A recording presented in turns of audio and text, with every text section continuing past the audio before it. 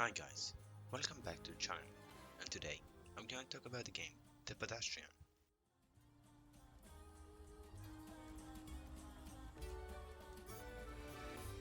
For a while now, I've been thinking about playing it, because it seems like a fairly easy and short puzzle game with a great design. I'm not even gonna lie, I thought this game is gonna be a relaxing game, and at the start of it, I was sure that I was right. However, it didn't take me long to understand that I was wrong.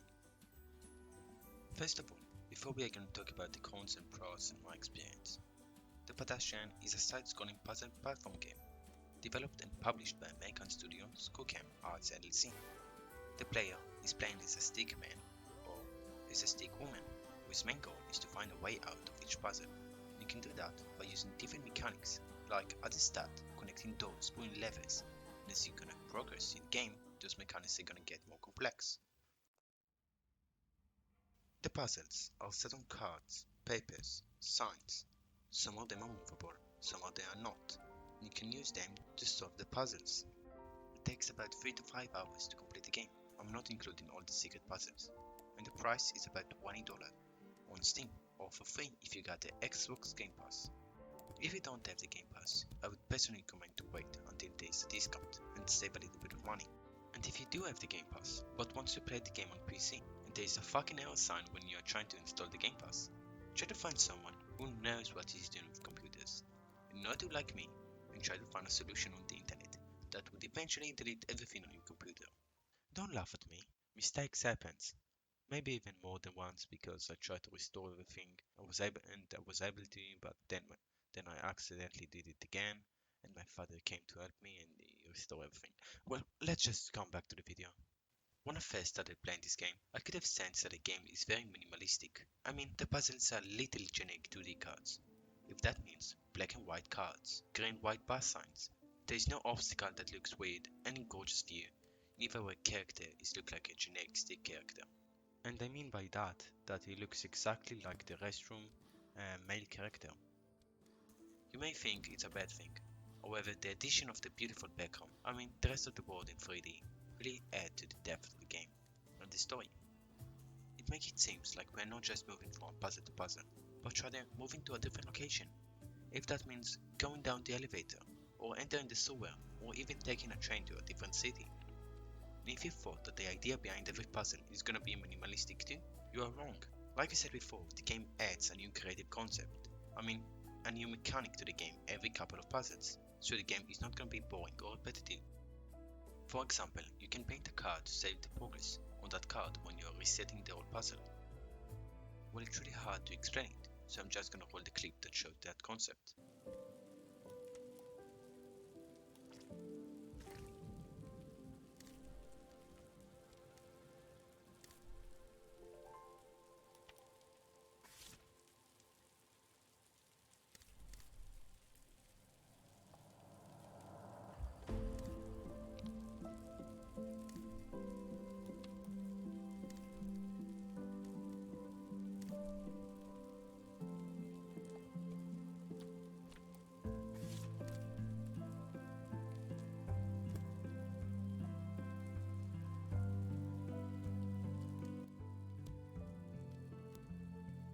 And now that I finished failing at explaining stuff, let's talk about the puzzles. Most of the puzzles were not too hard, however, some of them were difficult and took some time to solve. I didn't feel like they were repetitive at any point, like many people have said in their reviews on the game. Well, to be clear, they said towards the end they got repetitive, and I think they wanted to say exhausting and maybe even too long. Don't get me wrong, I loved the game, and the reviews that I found were positive, and even the grade of the game on Steam is 10 out of 10, which is incredible. It just felt like the developers wanted to make the game a little bit longer than it's supposed to be, but it was worth it because of the ending. After a while of playing this game, it seems like there are no story behind it. All I've done is just solving puzzles, running around, enjoying the view of the outside world, and putting batteries into a strange device. I didn't think the game could evolve to something bigger. I just thought it's a normal puzzle game with a great design and soundtrack. Of course, I thought there are hidden stuff in the backgrounds or hidden puzzles that I missed, but I didn't give it that much of a thought. If you are planning to play this game, I'm warning you that the next part is gonna have spoilers, so I'm giving you 5 seconds to click out of this video.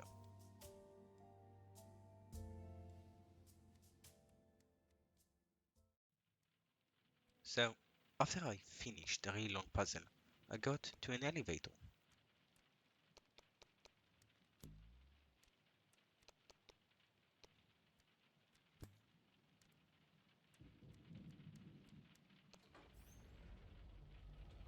And went up.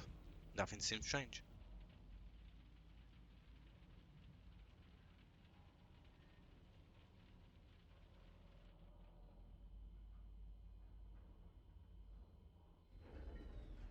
I didn't expect anything at all, but for my surprise, when I got out of it,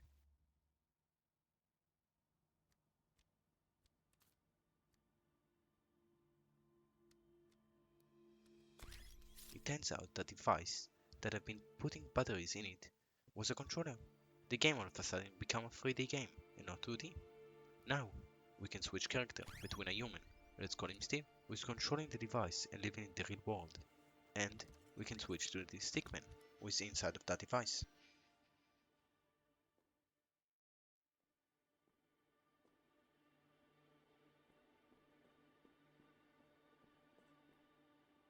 Then we are led to the outdoor area, and we need Steve and the stickman to work together to solve the last puzzle.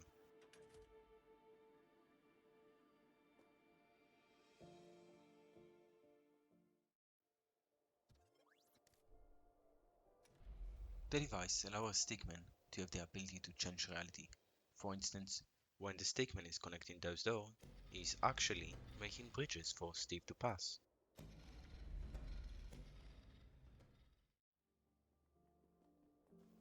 The stickman can also open doors to Steve, but he needs the keys for that, so that's where Steve is getting into the picture. And he can do that by placing the keys in a place that the stickman can grab.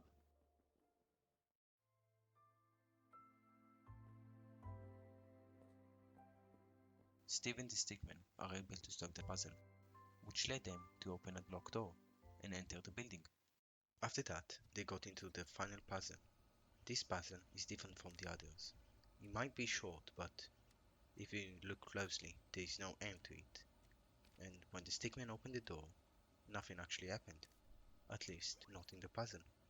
As I said earlier, the device make the stickman actions affect real life. And in this occasion, it means that when the stickman opened the door, he actually opened something else, something in the apartment. He opened the door to a peaceful lake, where they can rest. I found this part very interesting because it broke what we thought earlier and gave us a new meaning to the game and also gave us a new experience from this game. And this is basically the end of the game.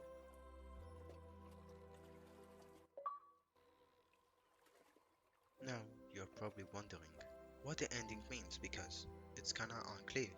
Well, there's no one meaning to the game because the developers didn't publish one, at least I don't think so. So, in my opinion, the stickman is part of the imagination of Steve. The stickman allows Steve to go wherever he wants to, like the university or to a peaceful lake. In other words, the stickman allows him to escape reality, if that means to escape his work or whatever he wants to, but this is just my opinion. So, I really enjoy playing this game, and now I'm going to talk about the cons and pros of it. So, towards the end, the game became a little bit exhausting, and I've got to say that there are no hints to help you if you got stuck on a level, and that means some parts could take you a long time to complete. And lastly, you can't really come back to a puzzle that you already finished, unless you're gonna restart the whole level, which gonna take some time to come back to. However, the game is really creative with its 2.5D gameplay and its story. I already talked about how much I love the design, but it's worth mentioning again. The developers really nailed this part. The music and the soundtrack that they choose really fit in the environment of each level. And the puzzles were really polished and some of them really make you think twice before just trying to solve them. Overall, this game is great and one of the best puzzle games that I have ever played. And this is the end for the video. Goodbye guys.